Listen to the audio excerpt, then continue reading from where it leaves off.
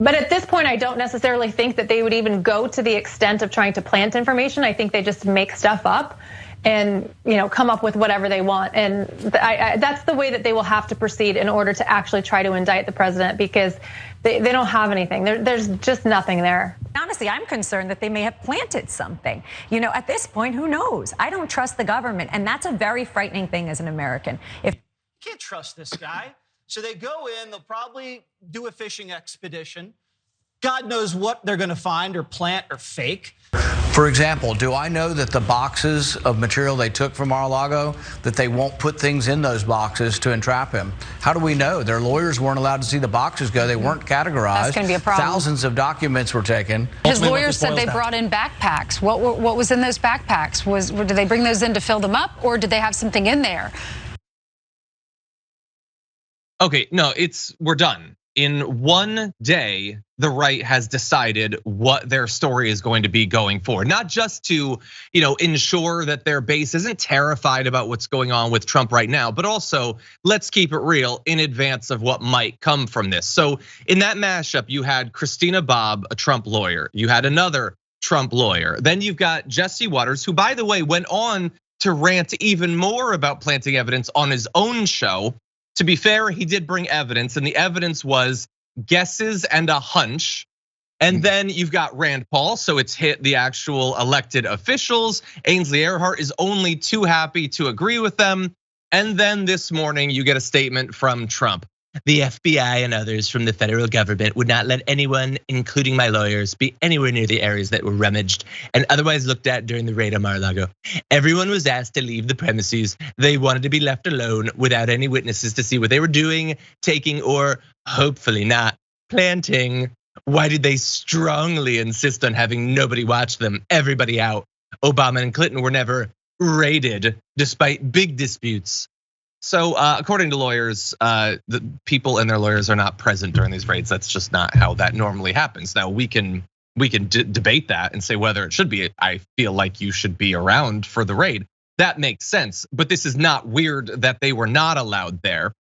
And the reason that they've landed on they've planted evidence thing, I think there are two reasons for it. I think one of them is legitimate and one of them is not. The legitimate one first is that the idea that the FBI or law enforcement in general could plant evidence is pretty believable.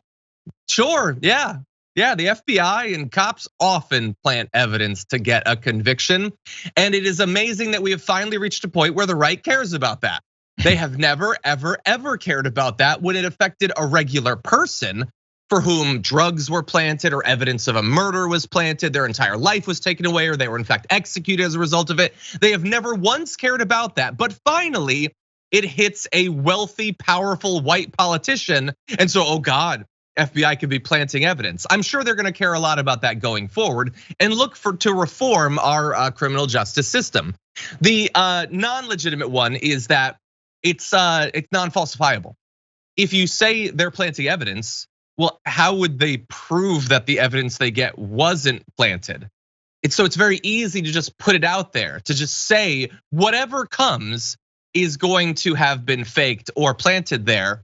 And look, them debating whether there might have been planted evidence is not proof that a crime was committed. It's not proof that they believe that a crime was committed. But JR, I think we can all agree, like everyone coordinating on this narrative is not probably what you would do if you were sure nothing would come of this. If you were sure Trump hadn't done anything, you wouldn't be like, oh no, they're definitely planting stuff. There's gonna be lots of bad stuff, but it's not authentic and you shouldn't worry about it.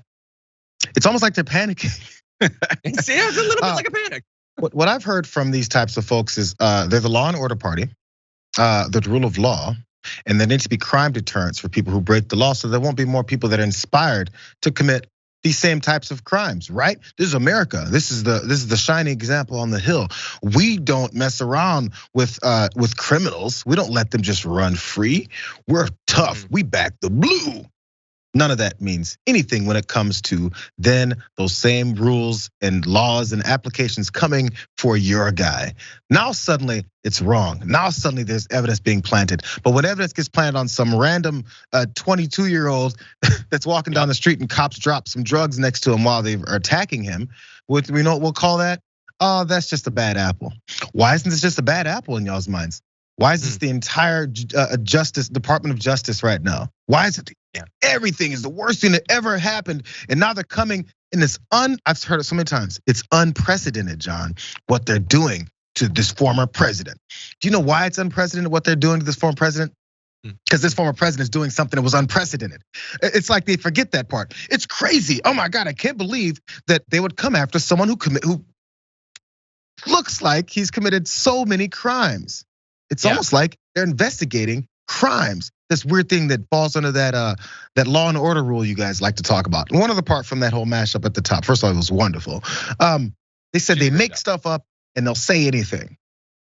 They'll make stuff up. Someone who's supporting Donald Trump, who made stuff up about January 6th was Antifa after he led his people to it, who said stuff like COVID isn't really that big of a deal right before it ravaged the entire world and he hit it. The guy who said drink some bleach for that COVID, making stuff up and they'll just say anything. Who are we talking about here? Every time you hear these folks say something, just understand they're saying it about their own folks, but they want the other side to be demonized for exactly what they're doing. Yeah, it's amazing, but they'll continue 100%. To do it. Yeah, you're totally right about that. And on the unprecedented, like I tweeted about that yesterday, but like it would be like getting all fired up. It is unprecedented that they took that husky out of the upper branches of that oak tree. Well, yes, but like, can we talk about how the husky got up there? Because I feel like that's the more relevant part of the story. Like, obviously you had to take the husky out, but how did a dog get that high up in an oak tree? And so it's all diversions. It's all focused on this. It's focused on these possibilities. And sometimes when they're unscripted, they even mess up in it. So in Jesse Waters' little thing there on the 5, he's like, God knows what they'll find. I mean plant, I mean make up. No, but like if they find something, that's the interesting part. But in terms of it's the like if we're talking about critiquing law enforcement, let's focus on critiquing law enforcement. Could you do it consistently? Like if you're worried about the FBI lying, or maybe the oversight in terms of getting a warrant or something not being strong enough, could you please care about it literally in one other case than where it affects the president? Like they love to cosplay having a heart and caring about human rights. So they'll freak out about supposedly a January 6th rioter being put in solitary confinement. I agree. That shouldn't happen. That's inhumane. Whenever it happens to anyone, Marjorie Greene, could you care about it when it's not a January 6th rioter? Oh, you'll freak out when Ashley Babbitt gets shot. You'll freak out about the willingness of law enforcement to use force. Will you care about it during the George Floyd protests when cops are driving SUVs intentionally into crowds, when they're knocking over protesters and cracking their skulls open? And so like, it's the unwillingness to be consistent with your critique of law enforcement, which is demanded considering the evidence that comes out every day. And now you even have some supposed leftists on social media implying that like, oh, if you don't completely denounce the FBI right now, then you don't care about the FBI or warrantless wiretapping or surveillance. No. There is a slight difference between being opposed to warrantless mass collection of innocent people's data by the literal tens of millions and one elite being investigated, apparently with strong evidence of a crime having been committed.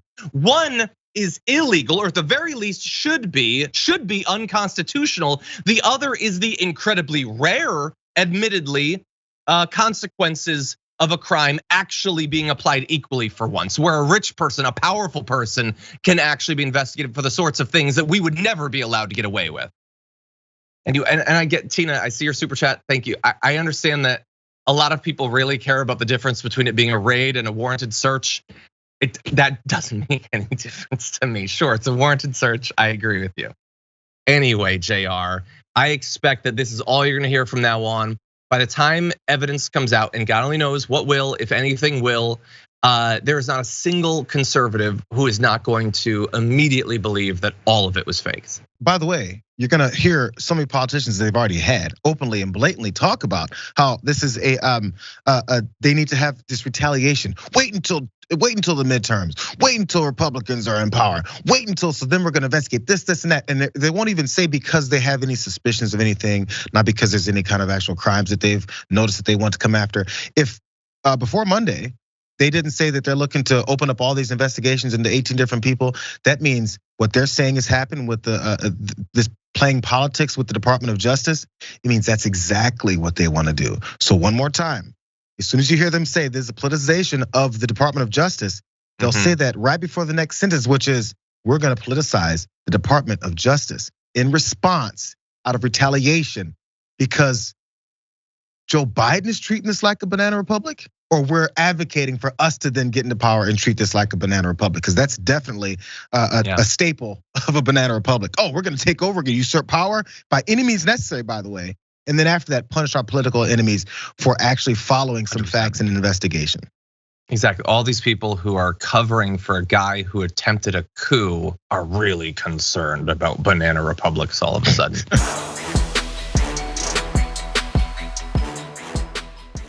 Check out the Damage Report podcast each day, wherever you get your podcasts, whether Pocket Casts or Stitcher or iTunes. You can join me as I give you the news and stories you want, with a range of co-hosts and interview guests jumping in on the fun each day. Again, that's the Damage Report, wherever you get your podcasts. And if you get them at iTunes, don't forget to rate and review. Sometimes I'll read them live on the show.